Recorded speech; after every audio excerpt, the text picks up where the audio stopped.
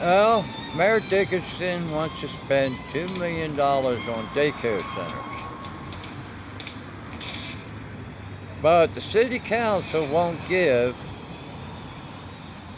our public safety officers a 2.5% cost of living increase. Guess what? Those kids in those daycare centers, they need to be protected too. Price of gas is up nearly $2 from just a year ago, with no signs of slowing down. Each day the price of a gallon keeps breaking records, and that's part of what's straining wallets and souring Americans on the state of the economy. Fox News correspondent Lauren Blanchard is in Washington with more. Eye-popping numbers. The average gas price for a gallon is nearly $4.92, according to AAA, 30 cents higher than just a week ago.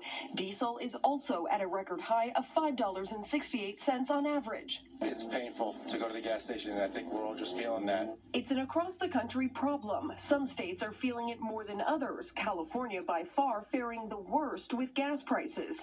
Tuesday, the Treasury Secretary was before Congress just days before the next inflation report is released. Lawmakers are trying to figure out how the government can bring relief for families stretched thin. Through an historic release of 1 million barrels a day from the Strategic Petroleum Reserve, and energy prices, gas prices, while very high, have risen a lot. They would be higher without that. There's growing pessimism over the state of the economy as a whole. A Wall Street Journal poll showed 83% of Americans describe the economy as poor or not good. And there's criticism that the administration is not doing enough to bring down gas prices. We understand there's more work to be done, but we are continuing to take steps, and we are encouraged because of where we are economically. We're going to do everything that we can to attack inflation. Already drivers in more The McCloskeys pleaded guilty to misdemeanor charges and agreed to pay fines. They were pardoned by Missouri Governor Mike Parson, but were sanctioned by the Missouri Bar. McCloskey says he was hoping the Supreme Court would find significance in the case. Senate nominee John Fetterman's wife says he may be away from the campaign trail until July as he recovers from a stroke. Fetterman won Pennsylvania's Democratic primary easily in May, despite being in the hospital on Election Day. On Monday, Giselle Fetterman also pushed Michigan's GOP primary field. A previous poll showed Craig with a commanding lead at 23%. But according to a more recent poll, real estate agent Ryan Kelly is leading the new field with 19%, followed by Kevin Rink with 15%. Now we turn to elections in Arizona. We hear from a state representative who shares his perspectives on early voting and candidate endorsements.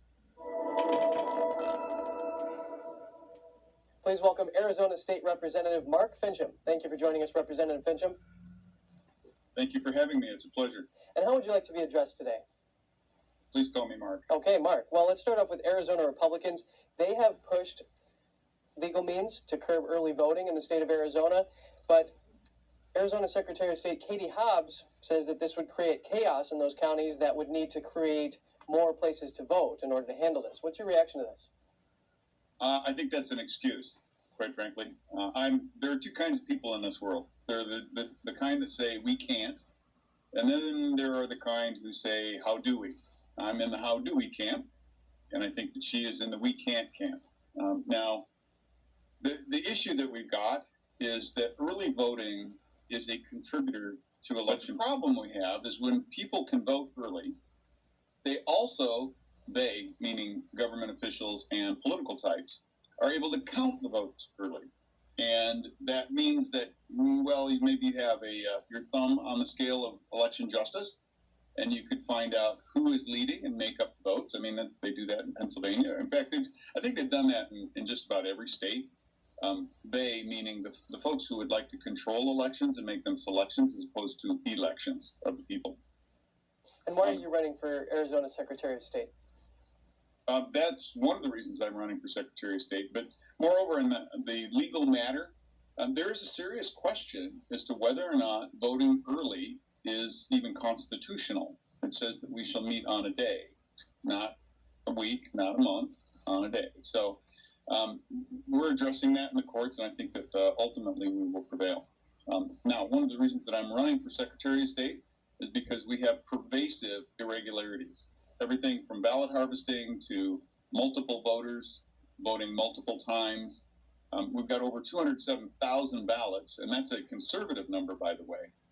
Over 207,000 ballots that they meaning Maricopa County, cannot demonstrate a chain of custody for. That means that we have no idea where they came from. We have no idea that they were legitimately in the system. So we've got some major problems in Arizona, and that's what I aim to fix. And what do you make of former President Donald Trump's endorsement of Blake Masters in the GOP primary for U.S. Senate, and as opposed to Brnovich, who did not bring any charges for alleged voter fraud in the state? Well, I think that that may be premature to say that he hasn't brought any, because he has brought some indictments down in Yuma. I think it's a larger question of RICO investigations, racketeering investigations, are very complicated and they take a long time. And I understand that the polity is grown impatient. I've grown impatient, but I also come from a law enforcement background. 21 years as a DPS officer in West Michigan. I understand that racketeering cases, as you work your way up the food chain of the bad guys, it takes a while.